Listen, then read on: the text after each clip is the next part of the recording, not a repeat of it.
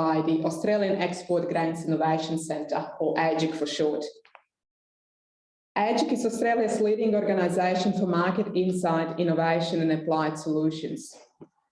We work closely with our grains industry throughout our supply chain to better support you, our customers. And we also work closely with you to better understand your needs, your requirements, so that we can support you again better in gaining greater experience, so getting greater value from using Australian grain. For those of you whom I haven't met yet, my name is Larissa Kaito. I'll be your host today and also one of the presenters. Today with me I have my team of baking experts, Jason Swift, our baking specialist, and Dr. Pam Doy. So between the three of us, we'll share with you some of our insight on quality and functionality of our wheat, specifically as related to baking in the context of our Southeast Asian markets. So today we also have a presentation from one of our collaborators, Stan Cobain from BakeTren. He has prepared and kindly offered to present to you on using some of the latest technology, imaging technology, to manage, monitor quality of our baked products, particularly bread. So his presentation a little bit later on will be on using C-Cell as a tool to manage quality of baked products. His presentation, he's based in UK, and because of time difference, he's kindly recorded his presentation and we'll play that for you a little bit later today.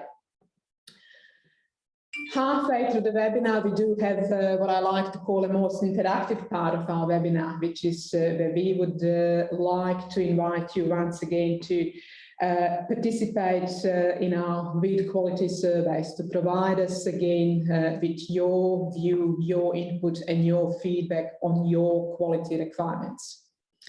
For those of you who've been with AGIC over the last 4 to 5 years, you, I'm sure, are familiar with the process, but I'll explain a little bit later throughout the webinar on how exactly we're going to do that today, considering we are not face-to-face with you like we used to be before COVID. Okay, just a few little housekeeping remarks before we start with today's proceedings. First of all, today's webinar is offered in 2 languages, English and your local Malaysian language. You can choose in which language to follow today's proceedings by selecting your preferred language. At the bottom right-hand side of your screens, you'll have a little globe-like looking icon where you can select between English and Malaysian. And you can swap between languages throughout today's proceedings if that's what you'd like to do. Today, most importantly, is or should be as interactive as we can make it through Zoom and webinar technology. So please use the Q&A tab, ask as many questions as you can or as you would like to. Give us your comments, your feedback. We will address all of your questions and or comments at the end of our last presentation today. Also, in case you do experience any issues of IT or technical nature in connecting, seeing the slides, please use the chat tab, let us know what the issue is, and one of our IT experts in the background should be able to help you through your issues of technical nature. Okay, so with that, we'll welcome you again to today's seminar. I can see, webinar rather, I can see quite a few of you are still joining us. So welcome again to the Australian Wheat for Asian Baking webinar.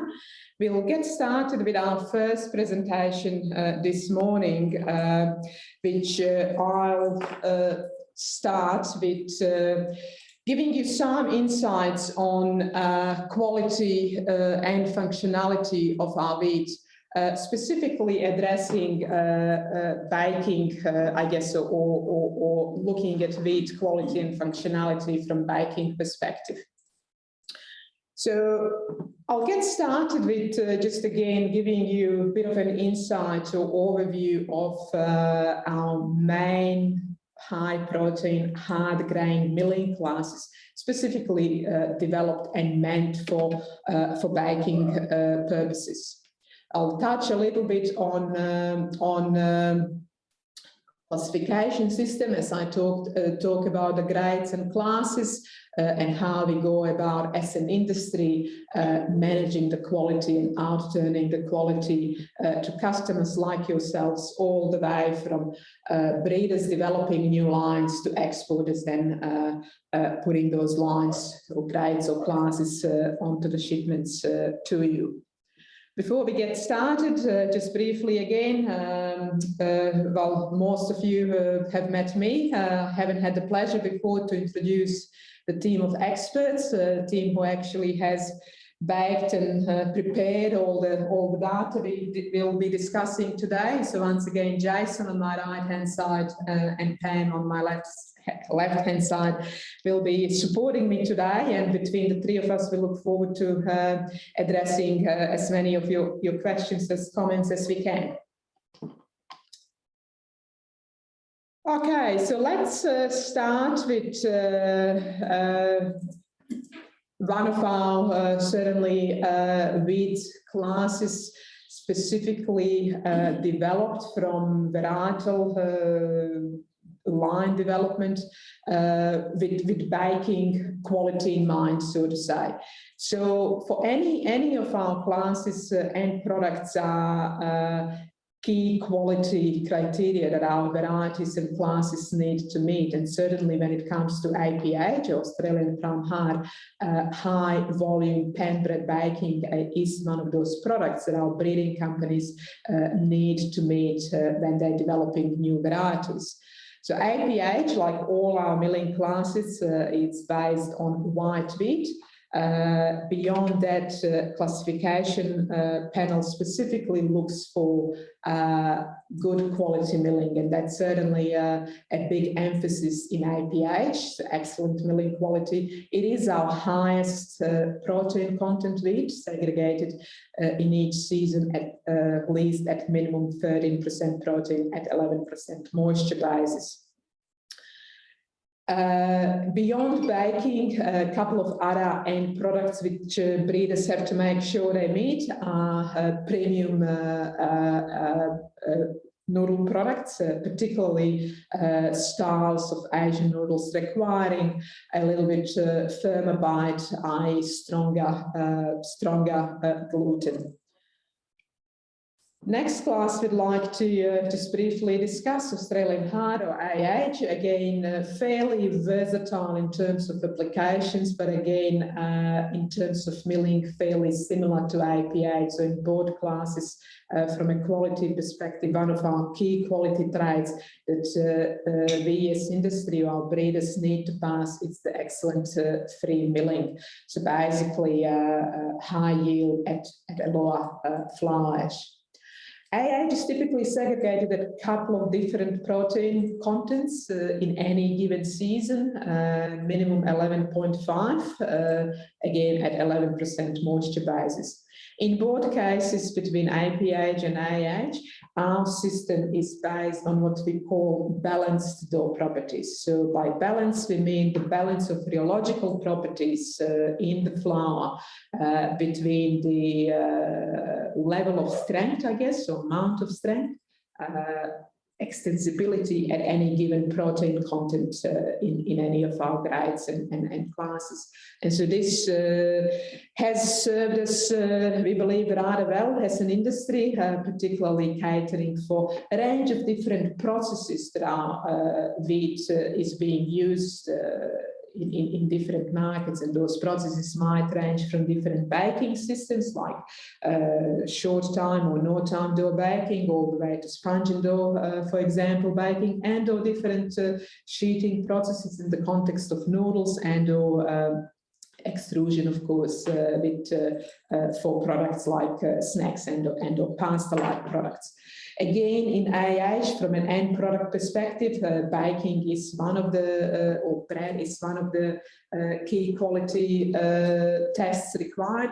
But beyond pan bread, we also focus a lot on a range of other baked goods, like, for example, rolls, buns, steamed products, and then range also of confectionery products, as well again as premium noodle products. Again, products requiring a little bit more strength or bite. Last wheat class we'll briefly touch on here. It's our APW, Australian Premium White, which is really, again, versatile style of class intended for a range of different applications through blending. So blends, for example, very well with high protein, strong, more stable wheats than APW itself, but also blends very well with softer, weaker, for example, wheat types, and it's therefore can be used in the range of confectionery products itself. On its own, again, used quite a bit in applications like sweet buns, for example, and or flat type of breads. Again, our customers in Malaysian market probably rather familiar with flat type bread products and usage of APW in that context. Before we start going into results and sharing some of our baking information with you, we'd just like to briefly touch on how do we go here at AGIC gathering some of the information that we share with you. So we do operate on smaller scale to what you in commercial mills or commercial bakeries might be familiar with, but we do have a range of technology that helps us identify or measure the quality of grain, milling, small-scale test milling, as shown here at the top in the top picture, small test milling again, which we use to help us understand or indicate how will our varieties or our new crop, for example, behave in your commercial mills. Beyond milling, then we use a range of different tools, latest technology again, to identify, measure quality of flour as well as rheological properties of that flour. Again, to try to understand how will that flour behave once it goes through your commercial mill or your commercial bakery. For our team of baking experts, of particular interest here are the rheological properties of the actual bread dough. So beyond just understanding rheology of our flour on a farinograph or extensograph, we go, I'd like to say, a step further and actually try to get additional information on a full bread dough recipe. So once we start mixing, of course, our flour and water to produce our baked products, it's not just flour and water, but it's a range of other ingredients.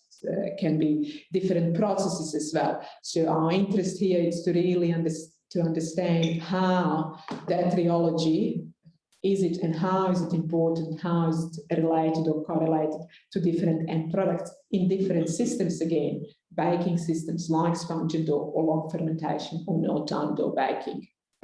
Beyond that, again, we utilized latest technology to objectively measure quality of our baked products.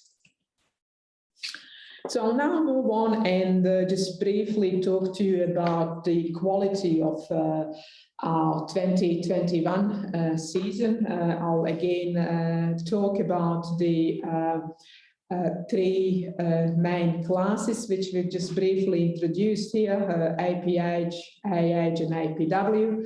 APH, as you know, from Queensland and New South Wales region, And then in the case of AH and APW, we have here examples from Western Australia, South Australia, and East Coast as well.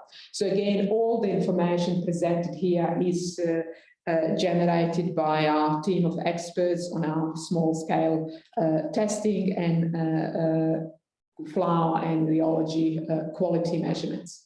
So what we have here, what we can see, particularly as we start looking at the quality of flower and the rheological properties of that flower, water absorption here for APH, typically what we have seen on our 5-year average, so for APH, our highest protein, strongest, most stable type of wheat that we have in our system, 64 to 65, it's typically what we've seen the last 5 or 6 seasons.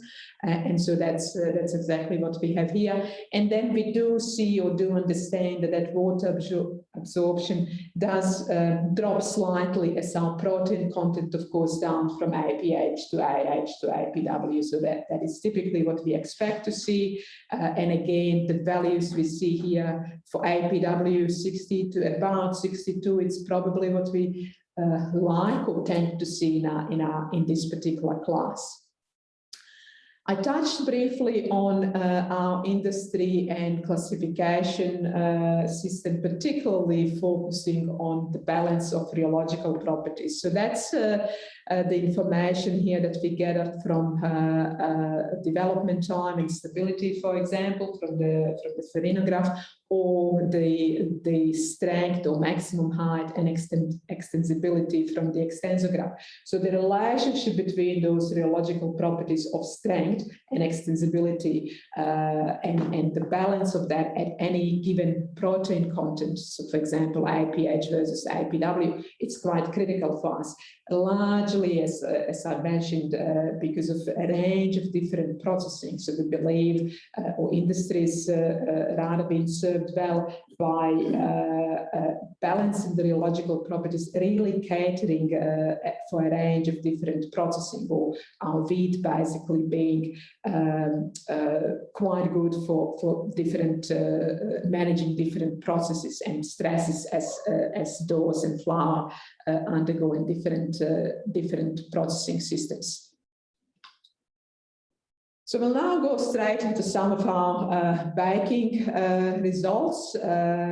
So here we'll start with a test here called long fermentation baking, which for us, it's probably one of the first end product tests that we apply, either to any new varieties and or at the end of each harvest to understand what a crop looks like. We use quite a few different baking methods actually, but this is one of the first tests we use because it helps us easiest or best discriminate between different samples. The test itself is what we would call quite harsh on our gluten and protein in particular, but it does help best discriminate performance of different classes, grades, and also grades between different markets. It is also a test that is largely impacted or influenced rather by the content and strength, I guess, of the protein in our wheat and or gluten content. So as you can see here in our volume, typically again in this particular test, we would expect to see a better, i.e. higher volume performance of APH followed by AH followed by APW. On the right-hand side here is a little plot of our bread crumb firmness or softness rather, measured here by a texture analyzer, so objective measure of crumb softness. On this chart, the lower the bars, the softer the crumb, so therefore the better the bread product for our consumers. Most of us consumers of baked products or bread would like that crumb to be as soft as possible, as moist as possible for a better overall mouthfeel experience, I guess. In addition to understanding the quality of our crop, very important for us, of course, here, particularly for our baking experts, is to understand how does the quality of our crop compare to some of our competitors, perhaps. So what we have here, again, it's a lot of volume or specific volume for some of our Australian grades and classes, shown here in the dark blue bars, compared to some examples from the Black Sea, one sample here from South America, and a couple of samples out of the Canadian crop.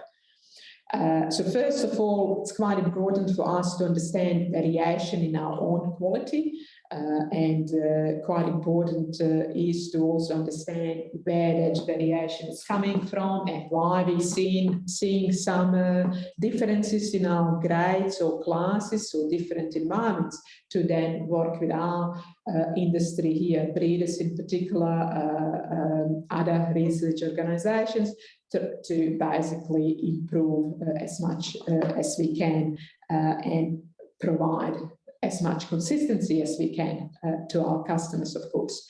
However, it's, as I said, as important as understanding our quality, it is quite important to see how do we compare to some other origins which we know compete in about the same markets. So it's quite good, I guess, and pleasing to see that at least when it comes to volume, compared to the Black Sea, most, well, if not all of our grades and classes actually bake or perform better. And even compared to what we do understand, particularly for sponge and dough baking, is preferred in markets like Malaysia and other Southeast Asian markets, so North American crops. So we can see that we have examples where we can compare rather well, but we also then again, as I said, identify opportunities where we as industry can work together to improve that experience of using our wheat for you a little bit better. Again, looking at beyond volume, of course, is quite a few, I guess, very important quality traits. Beyond volume, the softness of our crumb, it's quite critical again. And so the lower the bars, again here, the softer the crumb, better the experience of consuming our bread products for our consumers. So again, you see this, of course, a little bit of relationship or influence, if you like, of volume on our softness of crumb. Typically, the higher the volume, the softer the crumb, not always, but typically. And so again, as we can see here, most of our grades and classes produce not just better volume, but also softer crumb than our counterparts from the Black Sea and South America, and even quite comparable to the couple of examples out of the Canadian system, or the CWRS. Quite important, again, we might argue not as critical as it is for our noodle products, but color, particularly color of our crumb, I guess, is important to our consumers. And again, most of us consuming bread products like to see that crumb as bright or as white as possible.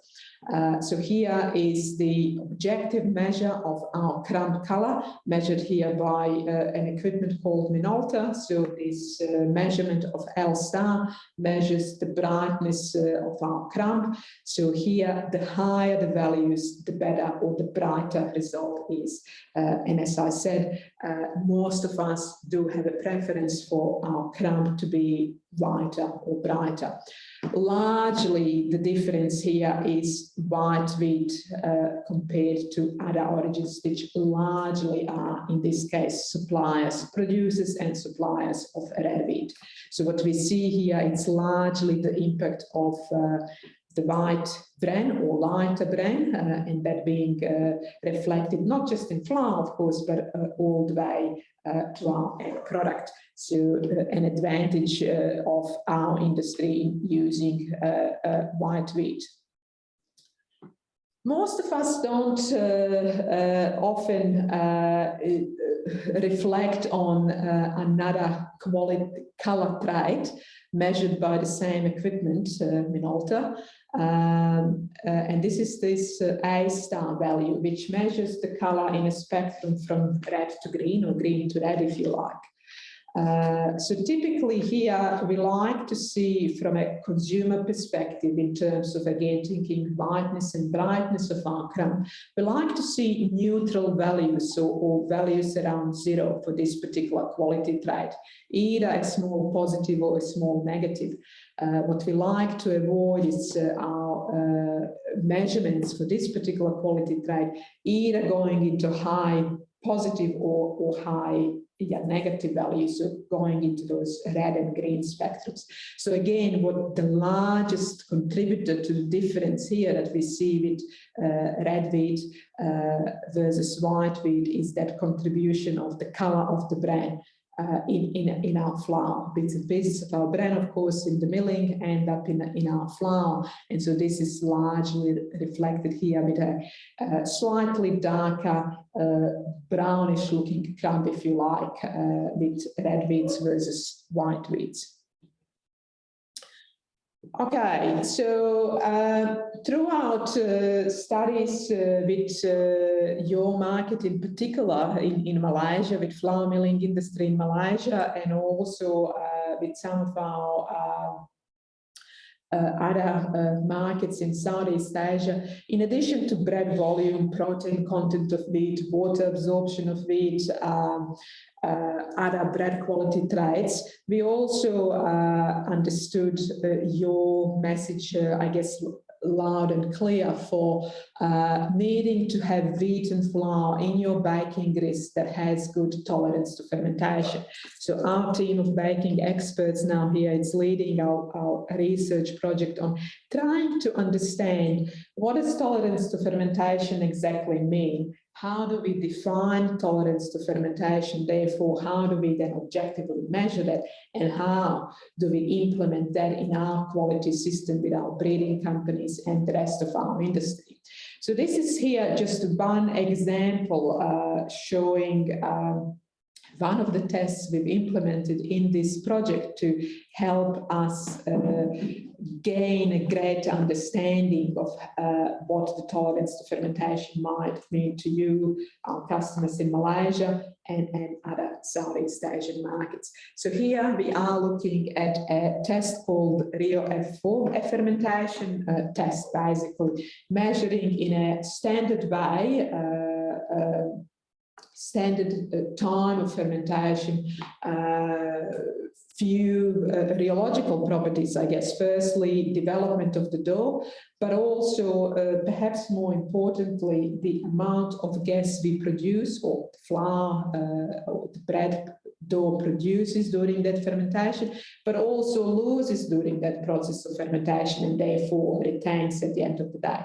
In terms of the development of the dough, we then describe what we see in this measurement as either a good dough development, a medium, or a weaker development of the dough.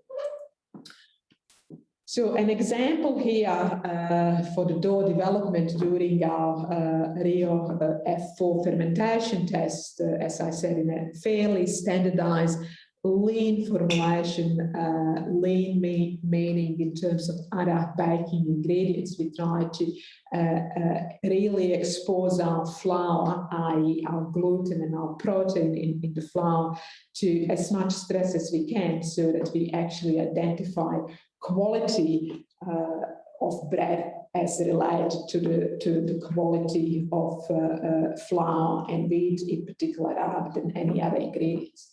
So a couple of examples here. A red line is one of our experimental lines, so one of our breeding companies' line in assessment still. So compared to our example, so our black line here, it's our example from CWRS.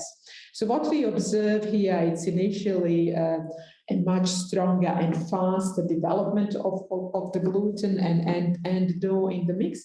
But we also see the black line plateauing off much sooner than the red line and dropping off and stabilizing and then dropping off sooner than the red line.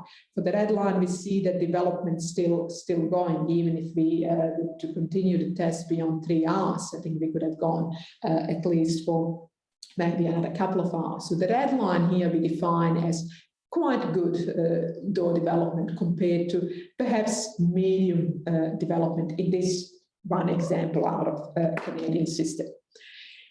In addition to the dough development, as I mentioned, from this particular test, we also get to understand total amount of gas produced throughout this fermentation process.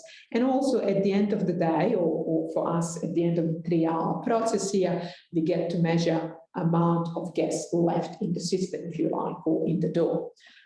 So we monitor, we observe the loss, but also the rate at which that gas was lost.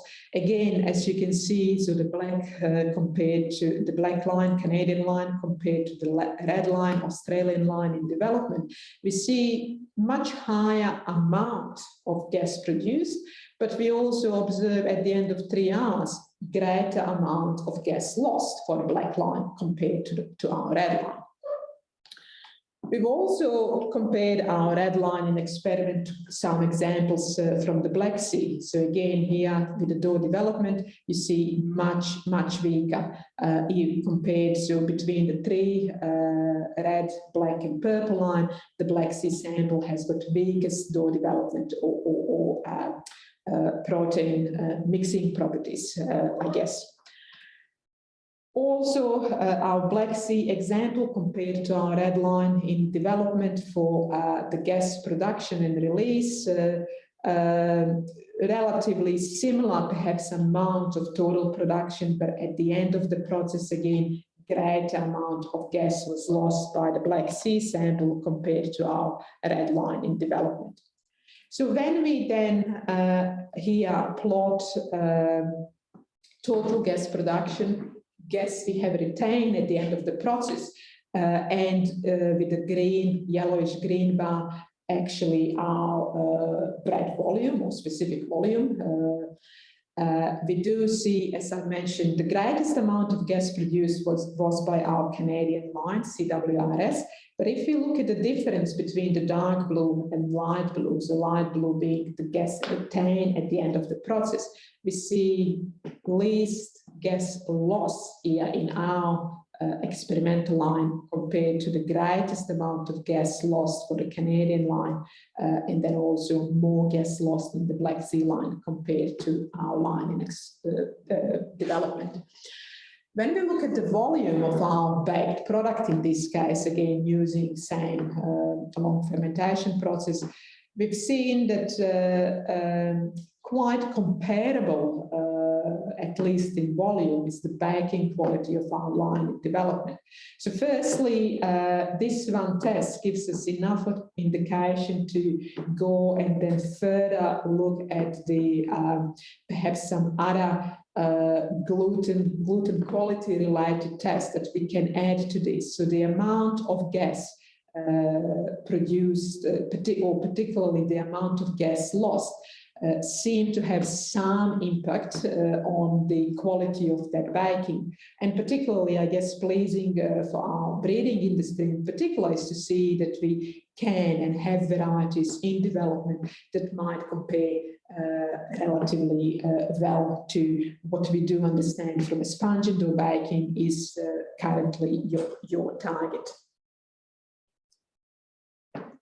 So coming back to what we've learned in our previous visits to your country, to your businesses, come back to our understanding of the importance of different wheat quality traits to you. So as you can see, what I've just discussed briefly, dough and fermentation tolerance was particularly ranked highly in your market, has ranked quite high in other Southeast Asian markets. And so that has been a single a reason why this dough and fermentation tolerance is one of our research focuses right now, to better understand what it is, how do we improve quality of our wheat to provide better experience to users of our wheat, particularly when it comes to baking. This particular study, understanding how critical dough and fermentation tolerance is to you, how critical low volume is to you, water absorption, rheological properties, strength, stability, development time, in addition to gluten and protein content. So this type of information has provided us with plenty to do and studies to research to recommend to our industry. And so this really just nicely now leads us into the next segment of this webinar to really highlight once again how useful learning from you was 4 or 5 years ago, but also the need now, while we can't visit face to face and conduct some of those studies in meetings, in direct meetings with you, but to invite you to utilize our online technology and help us again understand how much of this is still the same, and how much perhaps have your requirements shifted or not. It's quite important for our industry to know and understand so that we can support and serve you better. So one example of listening to your needs and your requirements was our example we discussed on dough and fermentation tolerance, and understanding how critical it is to you. We can work with our industry to support our work here to better to support our breeders to develop better varieties, and therefore directly support you users of those varieties, use more of our wheat in your baking grits, and gain greater value in doing so. So we certainly hope to and look forward to further input for you from you on what really matters and what is important for you, our customers, to be receiving from our industry, not just today or this harvest or the coming harvest, but over the next 5 to 10 years, certainly. And so in order for us to continue to support our industry, developing functional and versatile wheat fitted for your milling systems, we are really keen to update our knowledge on your needs and your requirements. So that brings us then to this next segment, which we've called our interactive session in the webinar. For us here at AGIC and our industry in general, we do believe quality matters, particularly when it comes to baking. Yes, there are many variables that can impact our bread quality, certainly starting with the choice of our baking system or method, if you like, from no time to long fermentation to sponging dough. But starting with good wheat quality or better wheat quality for better bread, we believe it's the best first starting point. I mentioned briefly, most of you in Malaysia, we've met on our previous visits, in our face-to-face meetings, conducting our wheat quality surveys, a lot of discussion, a lot of useful discussion, which again was used to justify to the industry here why we all should be investing into research, like, for example, dough and fermentation tolerance. It's not quite possible for us to be meeting you face to face now, hence why we will be conducting our wheat quality surveys in a minute using our online technology.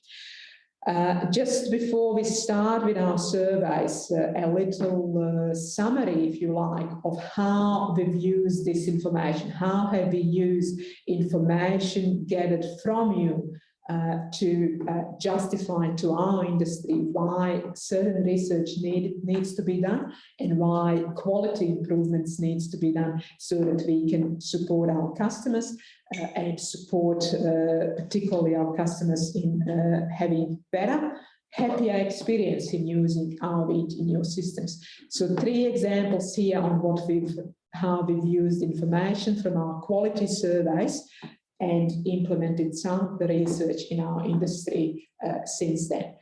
One of our key recommendations to our industry is that when it comes to noodle products in particular, as a very minimum, we needed to maintain the quality of our colour and appearance, colour stability of our noodles, but also quite clearly we've identified and now implemented the research with our industry here to improve your textural experience or your eating quality experience without noodles, understanding how important the first bite is, particularly the firmness of that first bite. So this is now one of the projects that AGIC is leading with our industry to try and improve our wheat quality to ensure you'll have better experience. When it comes to baking, one of our very clear but simple recommendations was that our wheat quality needs to improve in order to meet Malaysian and Southeast Asian requirements in general, particularly when it comes to sponge and long fermentation baking. So again, our team of researchers here at AGIC is now leading this research with our breeding industry to improve the quality of their varieties being developed, particularly when it comes to baking systems utilized currently across our Southeast Asian markets. We also listened clearly to your need to have access to soft wheat out of Australia. And so again, our team of researchers based in Sydney, it's leading this research now with our industry, supporting breeders to develop varieties that are particularly suited to Southeast Asian cookies, biscuits and sponge cake making requirements. So your ability to purchase a range of wheats from Australia, from baking to noodle wheats to soft wheat, is being addressed right now. And this was only possible by understanding what's critical and what's important to you. We've also listened to you in your need to make these surveys, wheat quality surveys, a little bit faster, maybe more user-friendly, and also offer them on a range of different devices. So we will be shortly offering our surveys, if you like, on a range of different devices, from mobile phones to your desktop devices. As simple as it is as simple as that. Our wheat quality surveys specifically for your baking requirements are confidential to you as individuals and also your companies. We only gain value out of the entire summary of the entire market, Malaysian market in this case. So first of all, we do look forward to your participation, of course, but also confirming and discussing these results with you as soon as we analyze them before we would share those results with anyone else, including our own industry. The surveys are conducted on behalf of Australian wheat industry and with really one purpose only, to allow us to understand and learn more and better from you, so that we, AGIC, together with our industry, can support you in better understanding our industry, better understanding our wheat quality, and better utilizing that quality in your gristing systems. So with that, very shortly, if not already in your chat tab, you will see the two links, one in English, one in your Bahasa Malaysian language. So again, you can use you can do the surveys in either English or your local language. Choice is yours. If you are on your mobile phones today, you can simply scan one of our QR codes that you can see on the screen right now. Again, one for English and one for Bahasa Malaysian. So thank you very much, first of all, for your time and participation. We are very keen to hear from you. This is your view on your quality requirements for your market and your products. There's no right or wrong answers here, but it's simply a way for us to engage with you while we're still in this COVID no travel time, before we can come and visit and have some of those discussions with you. This is our way of understanding your needs right now so that we can still engage with you and support you better in using our bid in this case. So at this point in time, we'll leave you with about 15 minutes to complete the surveys. It shouldn't really take more than 10 minutes, but we'll be quiet for about 15 minutes. We will be online, so if you do experience any issues, if you've got a question or two, let us know, please. Again, use the Q&A or chat tab, let us know what the issue is, and we will be able to help you. We will just be quiet, we will be just behind the screen and leave you with about 15 minutes to complete the surveys. Thank you very much for your input. It is critical for us to understand your needs so we can support you better.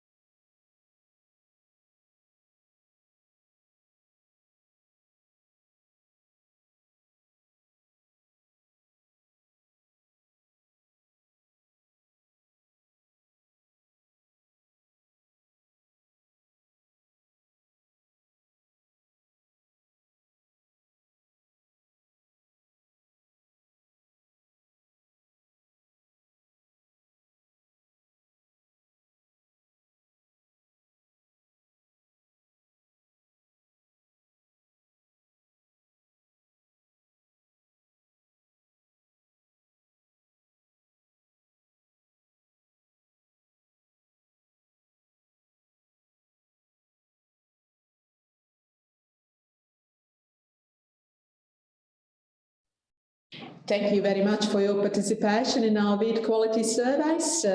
Just a quick reminder, we will resume with the rest of our program for this morning in about 10 minutes' time.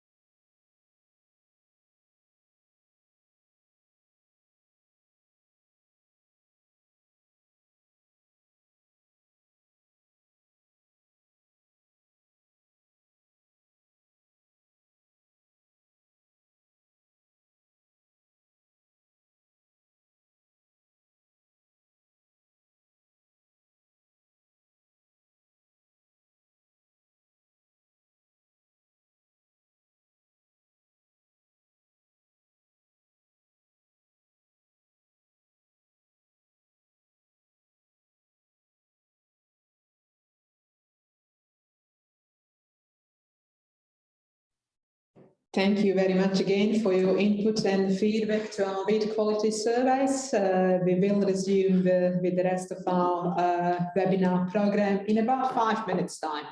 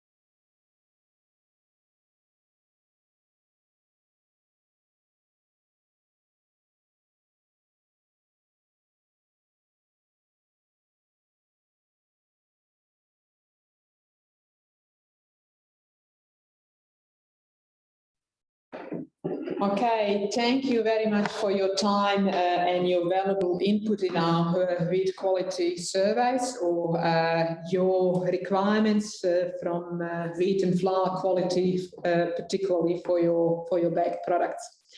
If you haven't had a chance in this allocated time to complete the surveys, we would very much appreciate if you can please do so throughout the rest of the day. You can go back to your surveys at any point in time. You will simply just start again from where you left it on.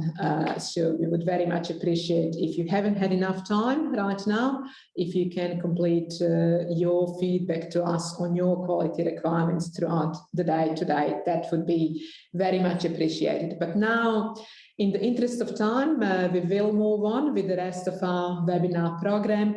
And our next presenter is our baking specialist, Jason Swift, who will take us on some applications of our wheat, Australian wheat, in different Southeast Asian style recipes. So he'll discuss how our wheat can be used in different formulation styles across a few products very well known to our Southeast Asian customers. Jason, please. Thank you very much for that, Larissa. Good morning, everybody, and thank you again for joining us and taking part in the short survey. On these next few slides, we will discuss some of the potential applications of Australian wheat.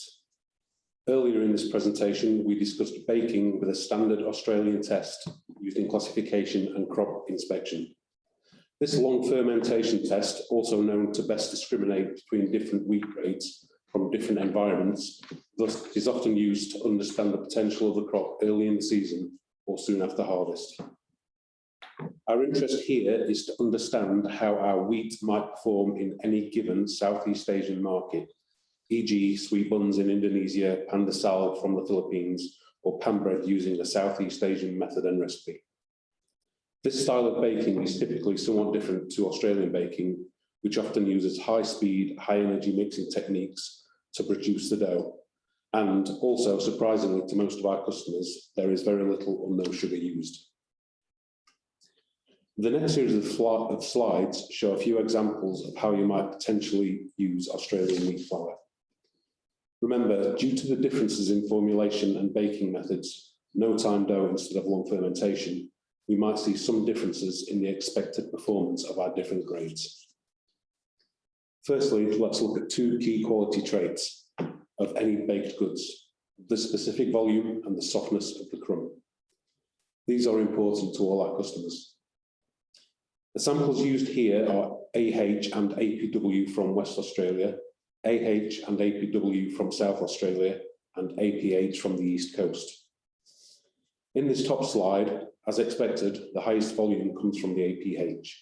But as you can see, that with this bread system, the performance of AH and APW from both West and South Australia was also good and not far away from the APH in terms of volume.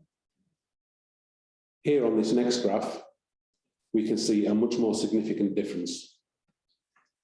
With a smaller bar relating to a softer crumb, the APH sample is clearly the softest, followed by the South Australian samples, which in turn are slightly softer than the two samples from West Australia. For a better understanding of the crumb softness or firmness, it is now important to also consider crumb structure. We need to understand how uniform, how fine or open the cells are. The information here supports our texture results on the previous slides, with the APH showing the greatest number of finer, thinner, more uniform cells per unit area, followed by South Australia, then West Australian samples. Moving on to some sweet bun applications now. Here we used AH from Victoria and New South Wales and APW from West Australia and New South Wales. Again, it is important to take into consideration the baking system and recipe used, as well as understanding the wheat and flour quality. The APW from New South Wales and Western Australia both show the greatest volume and the softest crumb. This information relates to the cells per unit area. And here we can see that the AH and APW from both West and South Australia have a lower cell count meaning that they have a more open coarse structure and therefore slightly inferior. The last application I'll discuss today is Australian wheat for use making pandesal.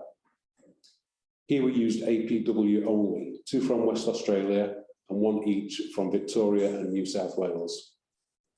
Little or no difference in volume can be seen between the products. However, a slightly softer crumb is apparent in the 2 West Australian samples.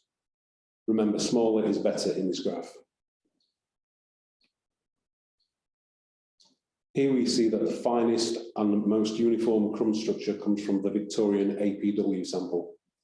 So based on what we have seen, we might argue that overall, when all or most of the quality traits of bread are taken into account, one might choose this Victorian APW as a preferred choice for pandesal. What we have demonstrated is that the overall value of Australian wheat cannot be measured by one single trait or attribute, but that it is a combination of a number of quality traits, all the way from the grain through milling to flour and to the end product, baking applications. Just to recap the main messages, the milling efficiency of Australian wheat is high. With this and the versatility of the different classifications, the various flour types produced may be used in a range of baking systems and end applications in Southeast Asian baking.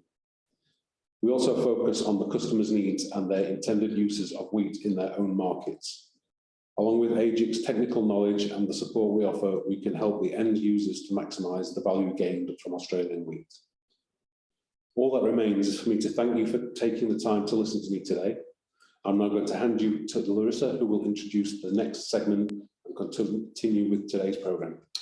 Thank you very much, Jason, for that insight into different applications of some of our classes and grades, specifically as related to what we would typically see in some of our Southeast Asian markets. Remember, please use the Q&A tab to ask your questions, post your comments if you've got any. Let us know what your thoughts are on some of the information we are presenting to you. Okay, so our last presentation now will be from our collaborator, Stan Cobain, who, as I said, has kindly pre-recorded his talk on utilising C-cell imaging technology as a quality tool for management of the quality of our baked products.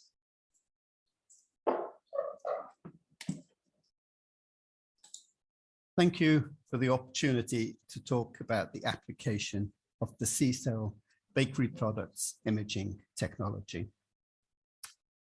First, a few words about BakeTran itself. We are an independent international consultancy providing a range of support services to millers, bakers, and their suppliers. We work in close collaboration with AGIC in building a strong technical base for identifying the bread-making potential of Australian wheats in Southeast Asia. We have been able to join them on their visits to the region to run technical workshops in Indonesia and the Philippines. And indeed, I've had the pleasure of meeting some of you in person. We were heavily involved in the initial development of C-cell and have a lot of experience in the application of the technology. C-cell is a simple to use bakery products imaging system, which comprises a digital camera housed in a specially designed unit. To obtain a photograph, you simply place a slice of the bakery product onto a special tray and slide it into the base of the unit. The software guides you through the processes of setup and the capture of the raw image of the slice.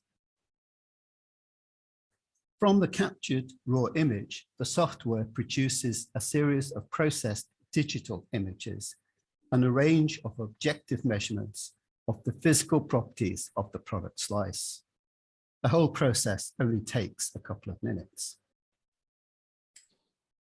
The data generated by the C-cell software have a wide range of applications related to the manufacture of bakery products, some of which we will talk about today. Within the C-cell cabinet, there are two different lighting systems. The basic C-cell is based on a light path designed to highlight the contrast between the little holes in the crumb product slice. We call these the cells.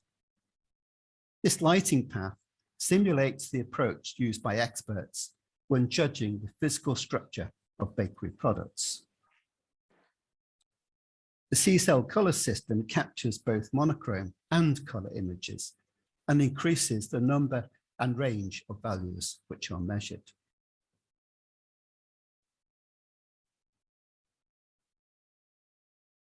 The C-cell color system captures over 50 different parameters associated with the product slice.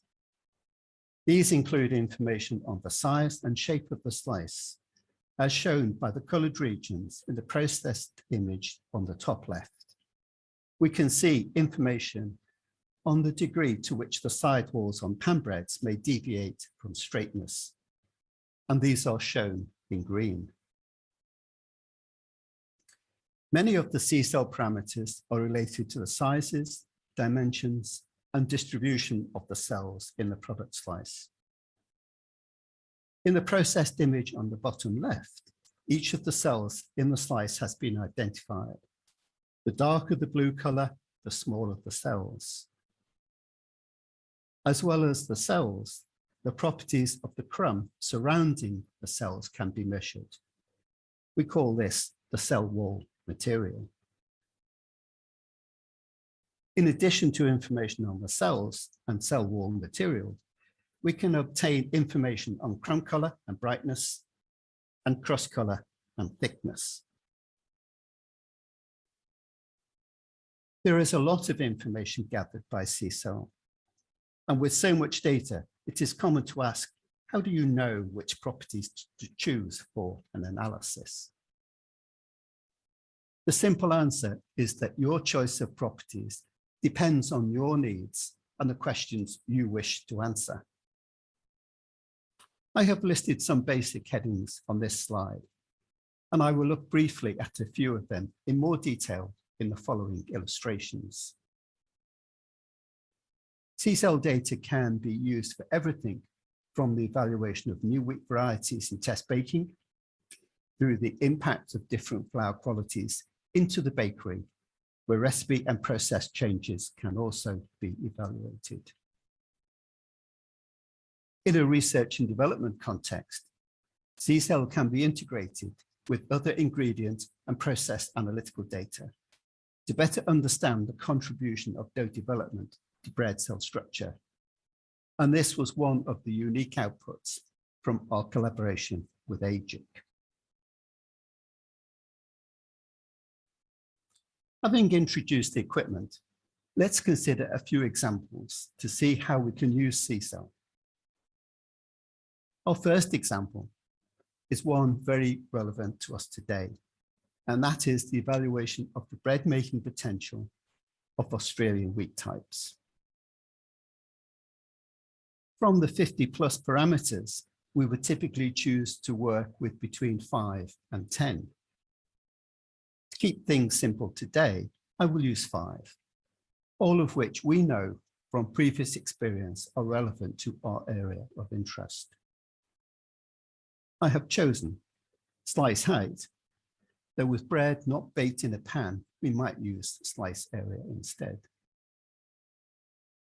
I've chosen the number of cells divided by the slice area so that we can separate out the effects of different slice heights. I've chosen the average cell diameter and the crumb brightness, because with white bread, the brightness of the crumb is very relevant to consumers. And finally, I've chosen the crumb color as represented by the CIE L* value. On the illustration, I have included a comment as to why each of the parameters was chosen, but I don't have time today to discuss the detail. In this illustration, the maximum heights of individual Australian wheat types are shown in different colours. Multiple samples with the same colour, such as the first 7 samples on the left in the histogram, are for the same type of wheat, but from different regions within Australia. As you can see, there is quite a variation in height, but then we would expect that because not all of the wheat types tested are destined for bread making. Differentiating between wheat types on the basis of loaf height is easy, but that is not the only property that we look for in bread making. The picture is more complicated when we try to use the 5 measures of bread quality that I identified a few moments ago. The data I've chosen are shown in the table bottom left, and just above the table is our assessment of what would be important to us in bread quality terms. I have simplified our task by concentrating on the 7 samples of the AH1 type wheat. For this example, we are using a simple ranking process based on the sum of points allocated to each bread property. It's important to emphasize that all of the samples that we are considering would make acceptable bread, and the differences in bread quality between them is small. Nevertheless, with CCEL, we are still able to quantify the differences, and in this example, understand why the sample coded GER is at the bottom of the rank. And this is because the bread cell structure for this particular sample is poor, despite its high volume.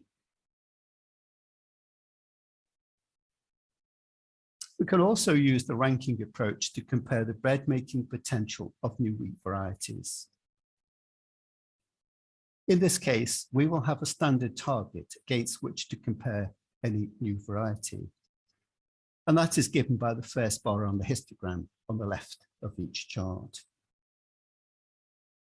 In the histogram on the left, we can see that for maximum slice height alone, several of the new varieties give larger bread than the target.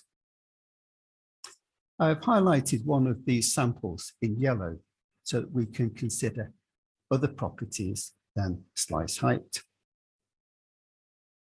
While sample E would have been ranked higher than the standard for bread height, when we consider all 5 different properties together, we can see, as shown in the right-hand graph, that it falls some way down the ranking order for overall bread quality. I should emphasize that many of the varieties included in this evaluation would individually meet the criteria for bread making. What we are looking at is a within type comparison. In the mill or at the bakery, we may want to see whether a particular flour meets our requirements for bread quality. In this example, we're looking at 3 different flours used in a no-time dough making process. The differences in loaf heights are self-evident, and the chances are that we would not choose to use the sample designated NTD1. Sample NTD2 is closer to height to NTD3 and has similar cell sizes and properties. It does, however, have the lowest value for crumb brightness and highest value for non-uniformity. And we are able to relate these differences to the flour properties. In the case of brightness, to the ash level in the flour,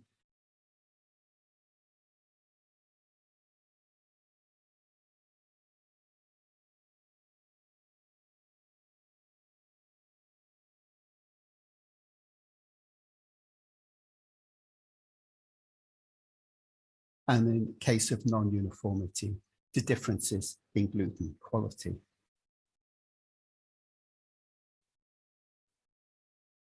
The behavior of doughs during processing is strongly influenced by their rheological properties. And this affects the uniformity of the crumb structure and the alignment of cells during moulding. As shown in this illustration, C-cell can provide much process information of practical value to the baker by quantifying these properties. The processed image on the left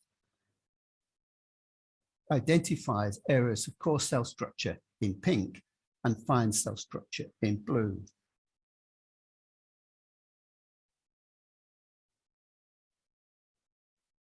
Within our research studies with Australian wheat, we have used some innovative approaches to link their mixing properties directly to bread crumb cell structure. Two examples are shown in this illustration. On the left, we can see how the numbers of cells that we create in the breadcrumb is affected by increasing the degree of mixing as we move from left to right. In the right-hand illustration, we can see how the thickness of the crumb cell wall changes for the same mixing conditions and gets progressively thinner. These structural changes are important because they affect crumb softness and eating quality, which are two very important properties for consumers. In conclusion, we can see from this brief summary that C-cell provides a very powerful and practical tool, which can be applied in many different ways in baking, extending from the evaluation of new wheat varieties through mill and bakery process control, all the way through to the product as seen by the consumer. The key to understanding and using C-cell data is to know at the start what questions you want to answer so that you can select the most appropriate set of parameters to consider. And this makes it a very practical and versatile piece of equipment. I hope that this short presentation has given you a better understanding of C-cell and its potential applications. Thank you for your time and your attention. Okay, we thank again to our collaborator Stan and his insight into C-cell as a tool to manage quality of our baked products. So this now brings us to, again, another interactive session of this webinar. So this is now your time and opportunity to get those questions into our Q&A tab, as many as you like. Please, we'll do our best to address all of them right now, but also if there's anything outstanding, please feel free to contact us at any time. We'll be more than happy to address any subsequent questions and or follow up with more information if that's required. We might get started with one or two or few questions that we have in our Q&A tab. Firstly, maybe just to address a couple of general nature comments or questions on having access to the material we presented today. So all discussion from today, all the slides, all the PowerPoints will be available to all of you in about a week's time. We will be in touch with you and share the recorded version of today's proceedings. So you'll have access to material and all the discussion we had this morning. I might throw the first question to you, Jason, which is on the different processes we described in our presentation, so different baking processes, I guess. So we touched on the long fermentation system, and then in your specific Southeast Asian applications, we talked about a no-time draw system. Maybe just recap on the differences, big differences between the two, and why the need for us to test the baking quality of same grades and classes using different baking systems. Firstly, different baking systems are used in all different markets, whether that's using no-time straight-through doughs, doughs that are bulk fermented for a period of time, or doughs using the sponge and dough system, where a separate sponge is made prior to the main dough. All of the different processes can be used to make a very wide range of products, with all the different flour types that we do produce, and all the different grains that we do produce, depending on how well the process is controlled and the recipe balance in the initial stages.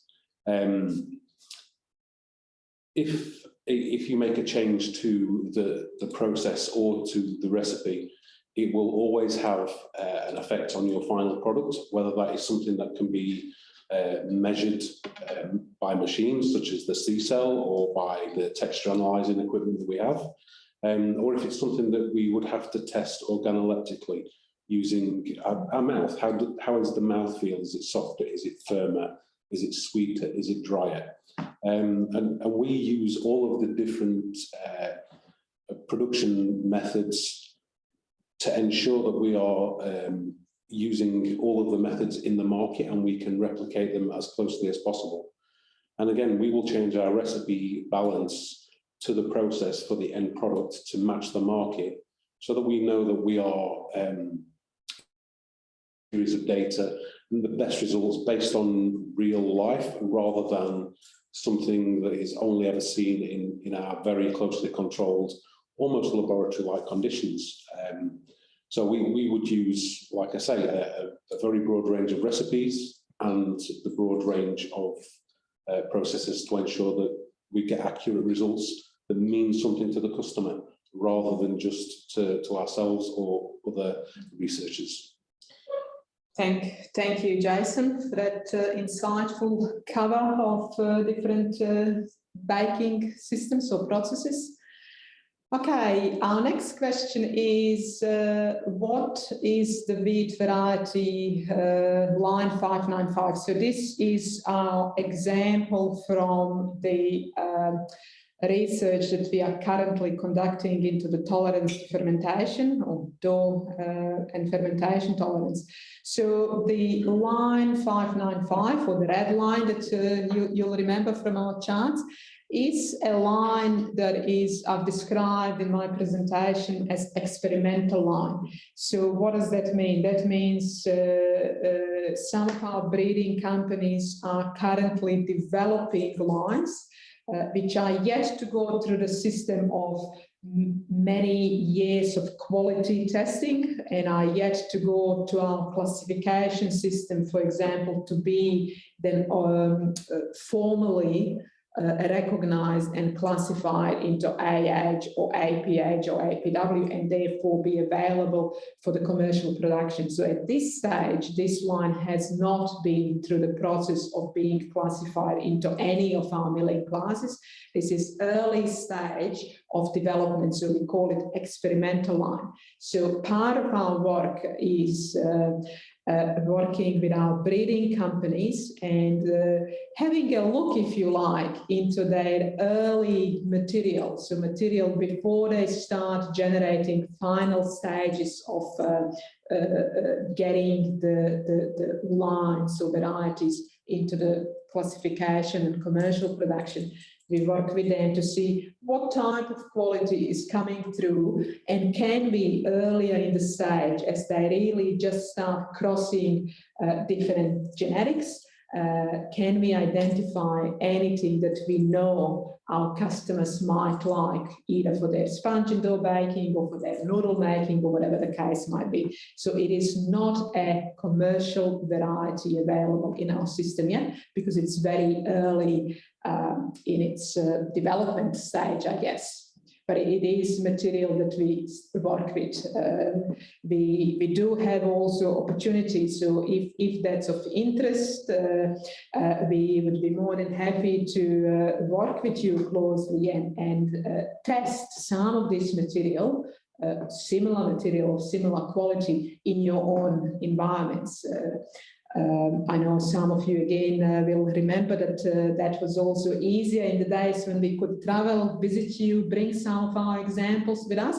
That's not impossible right now. It's a little bit more challenging, but we can still explore joint technical, I guess, assessment and exchange of information by providing you with some examples that we test here in our labs. So that's certainly a possibility. So please feel free to get in touch with us and let us know if that's of interest. We should be able to provide some examples to you to test in your own environments. Okay, so our next question is, there's probably a couple here. Which wheat grade is softer and easier to mill? So I'm assuming this relates to soft wheat rather than any of our classes we discussed. So maybe I'll just provide a bit of an answer, and that by all means let us know if that's not quite what you're looking for, either by asking a subsequent question and or again get in touch with us after the webinar, please. So first of all, our system I've explained earlier throughout any of our milling classes, AH, APW, APH, it's based or focuses on the quality or consistency or easiness of milling, if you like. So we do believe that all of our milling classes are efficient and easy to mill. Your reference to softer here makes me think that perhaps the question is around our soft wheat and easiness of milling of that soft wheat. So we do know, for example, we all understand and know that soft wheat has got a tendency compared to high protein hard wheat, for example, to be a little bit less efficient perhaps, or a little bit easier to mill. But however, even in our soft wheat class, which I've explained briefly, one of our research targets right now, following studies in Southeast Asia, is to now help our breeding industry develop these soft lines for your cookie, biscuits, sponge cake applications. And so part of that development or part of that quality, it's not just to make sure that the varieties, soft wheat varieties, actually make good cookies and good sponge cakes, but also that they, within the soft wheat class, have got good milling quality. So I hope first of all I understood the question right, and that answer satisfies. If not, as I said, let us know, please. The next question or sub-question is, which wheat grade is similar to Canadian CWRS? Most similar in our milling systems to CWRS would be our APH. So remember, APH is our highest protein, strongest, most stable wheat. So therefore, most similar to Canadian CWRS.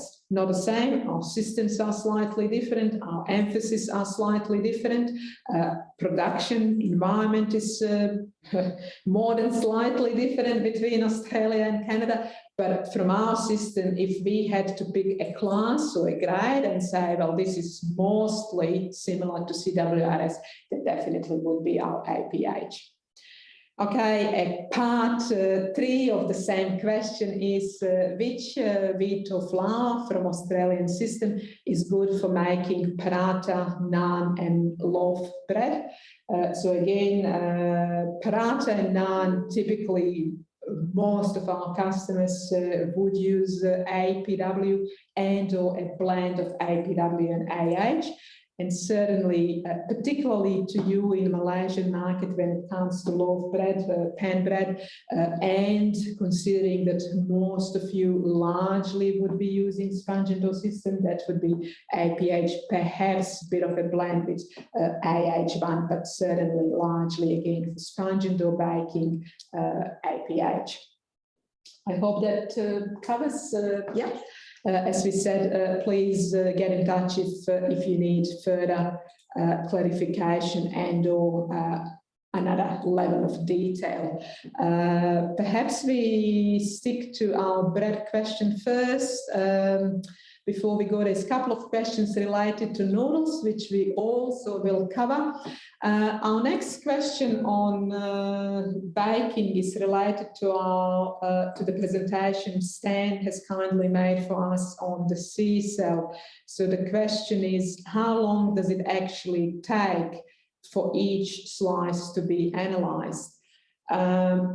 Yes, I might get us started. Perhaps Pam or Jason, you might like to add, considering you guys actually do every single test.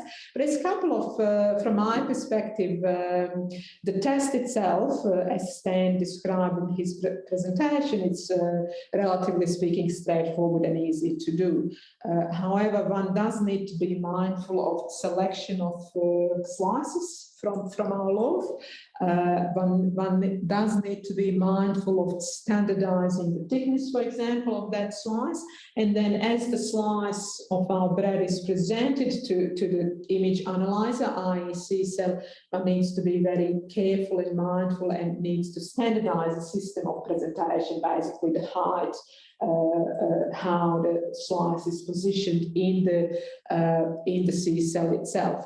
But otherwise, it's as simple as pushing a little go button and taking a photograph. Literally 50 or different results are generated within a few seconds. Yes.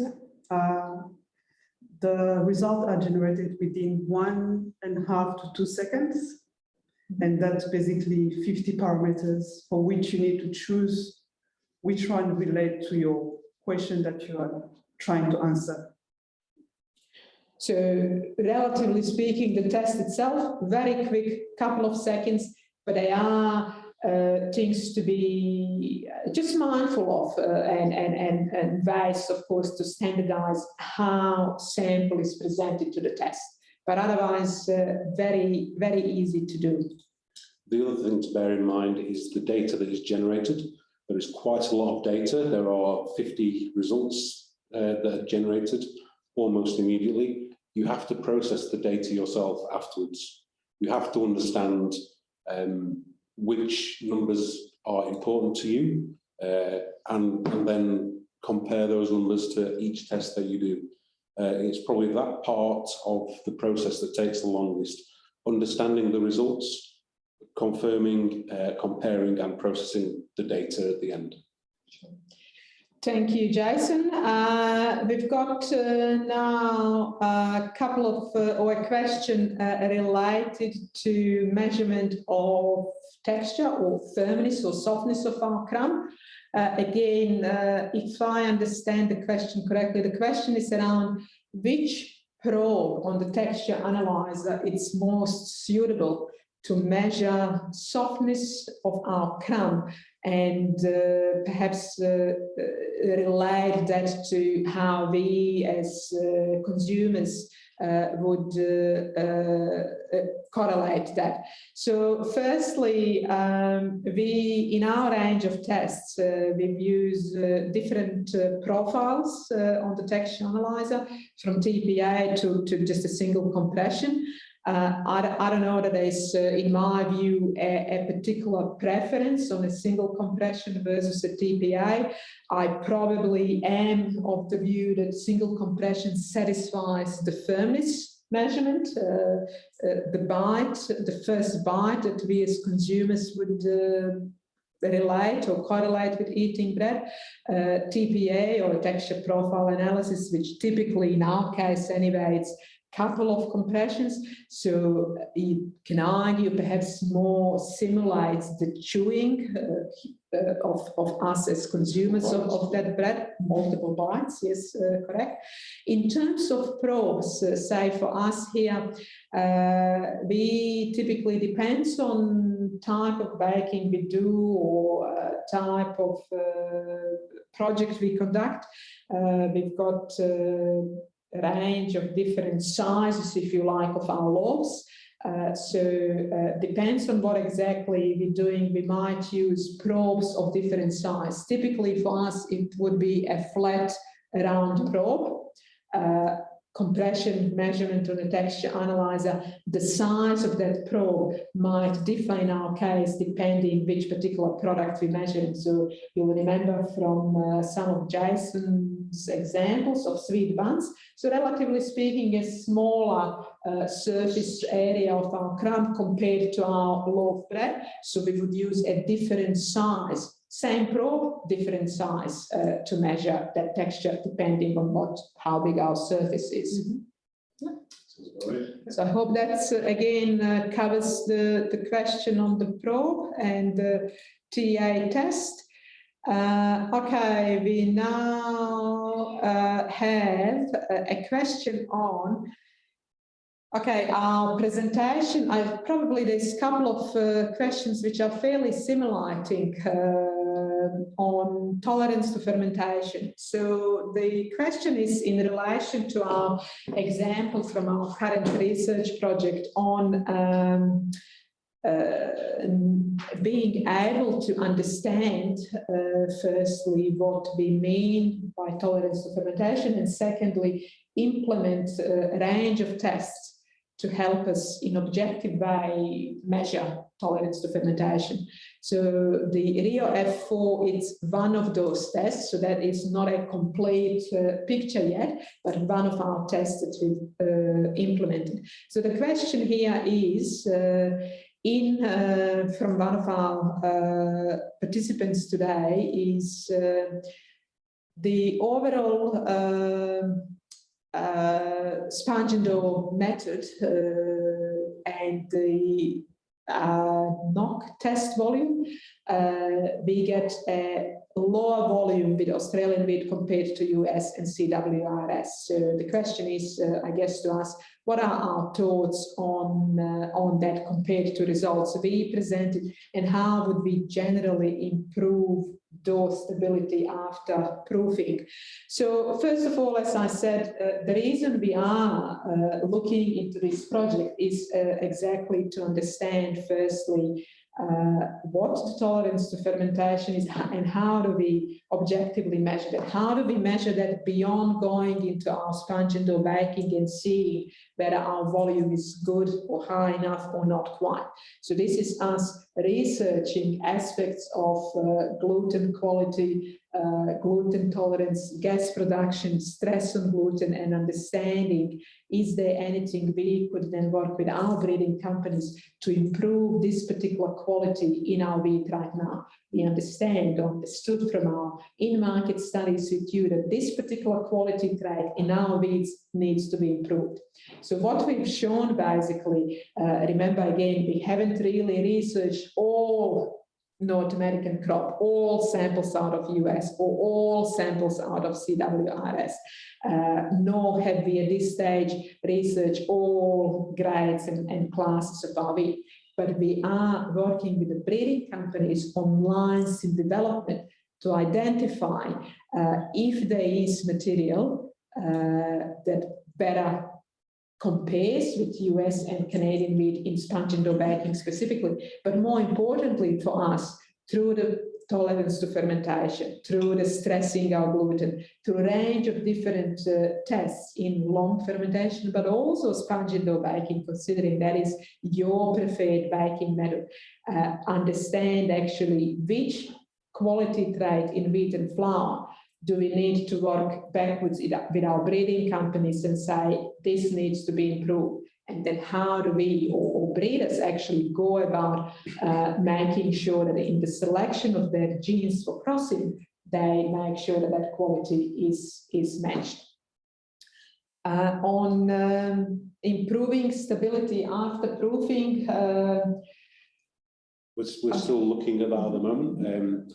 There are some really obvious and simple ways to improve this dough stability. There could be individual recipe changes, changes to different parts of the process, whether that be the mixing or the resting stages. But again, as Larissa says, we are working backwards on this so that we do not necessarily have to make those changes. We are changing from the breeding through the production to the milling, so we are working backwards to work forwards in the future.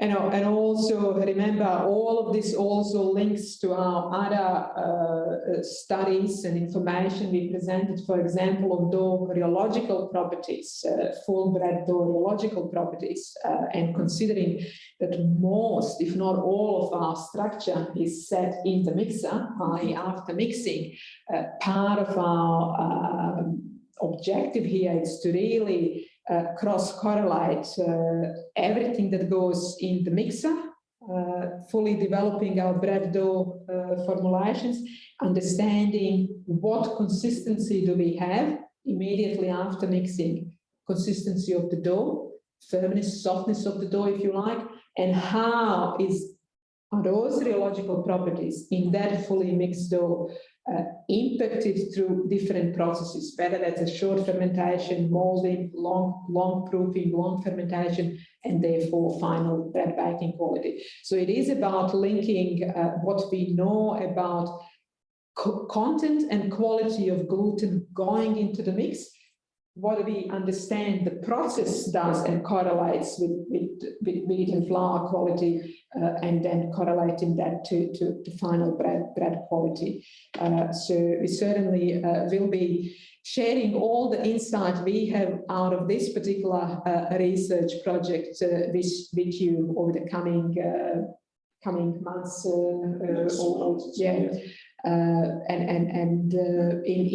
With an objective that we first of all will get to a point to understand which particular quality traits need or require improvement in our system to cater for your particularly sponge and dough baking.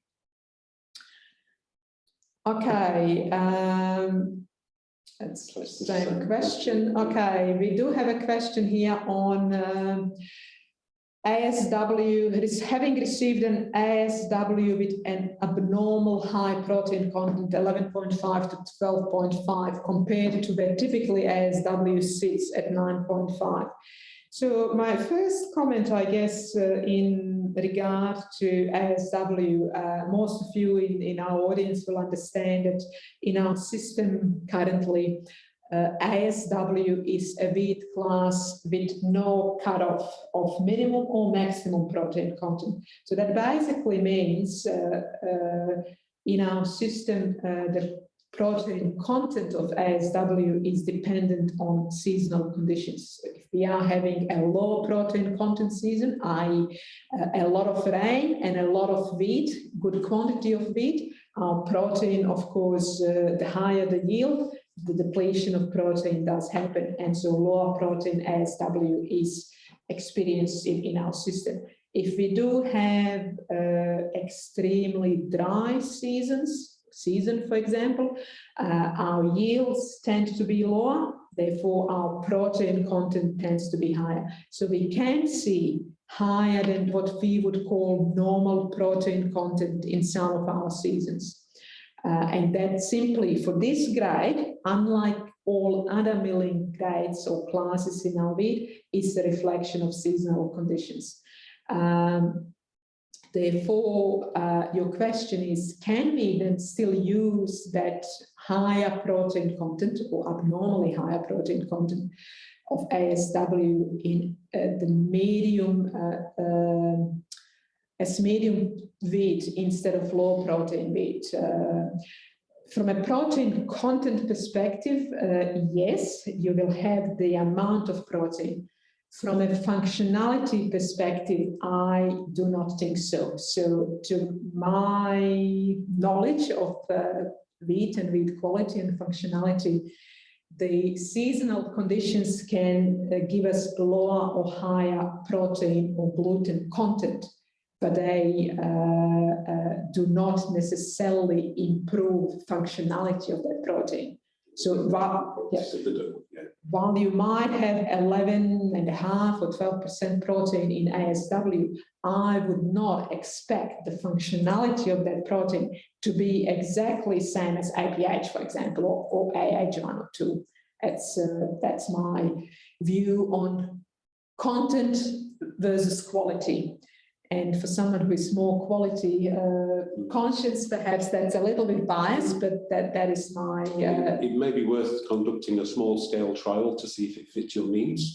And if you get the result that you require, it may be used, but do not trust that it will automatically work. Okay, so we're getting through our list on your questions on our Q&A tab. And we do have one lucky last, which interestingly enough, it's not on baking, but it's on yellow alkaline noodles, but that's okay. We can certainly at least try and cater for that question. So the question is on, for yellow alkaline noodles, why the noodle looked dull immediately after making? I assume this is the question, and then actually turned brighter overnight or after storage. So my initial reaction was, when I first read the question, oh, this is interesting. So typically what we tend to see, and again, I'm taking this as flour and water and yellow alkaline salts only, not necessarily addition of different coloring agents to improve or in any way manipulate color of our noodles. Typically what we would tend to see immediately after first compression of our sheet or first reduction, it's quite a bit of striation, if you like, throughout the noodle sheet, and perhaps dullness, because remember, our mixing with noodles, it's quite short, quite brief. There's no gluten development in the mixer. And so also there's no proper and full water distribution through that mixture, unlike with baking, where we have fully hydrated proteins and gluten and full development.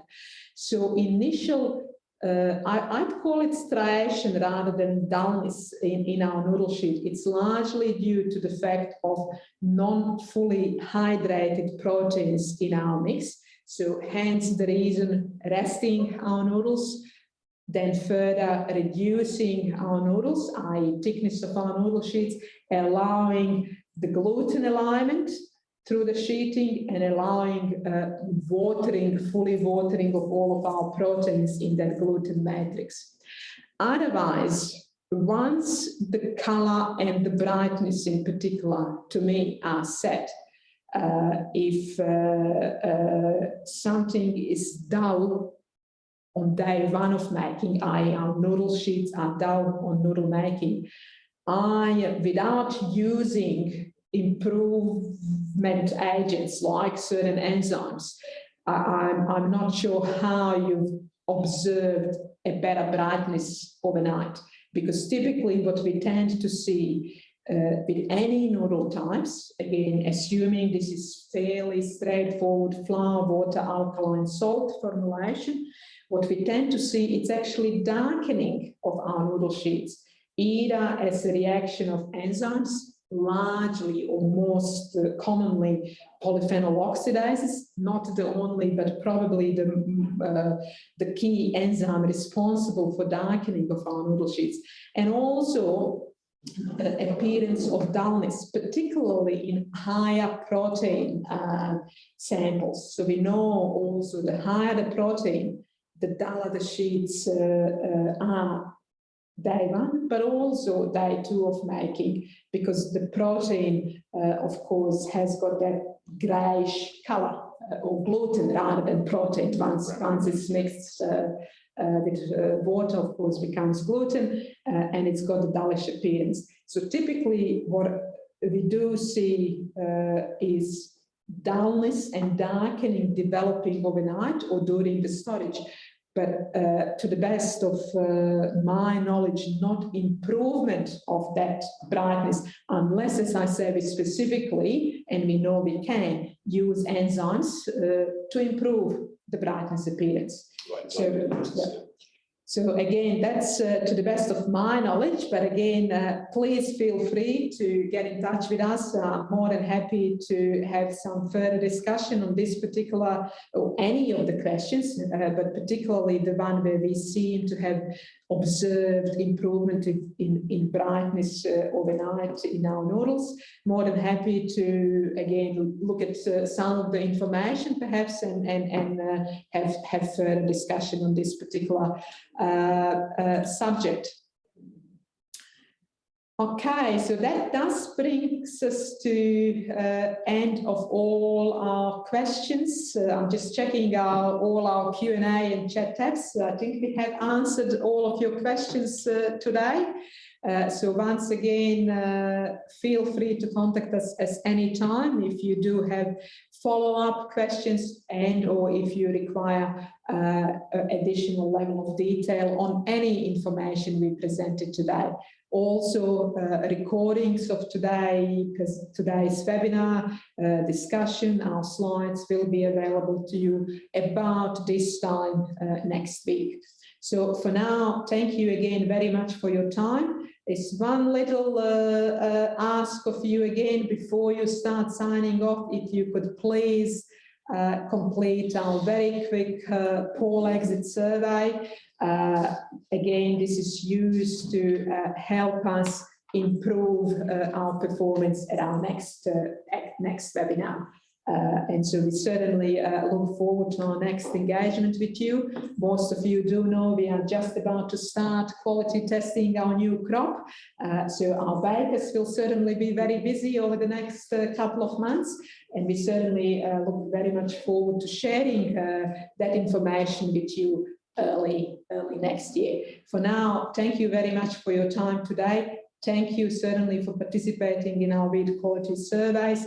Again, if you haven't quite had time to complete those today, it would be very much appreciated if you can do so throughout the rest of the day. With that, please take care, stay safe, and we do look forward to engaging with you in the new year. Thank you very much. Take care. Thank you very much for today.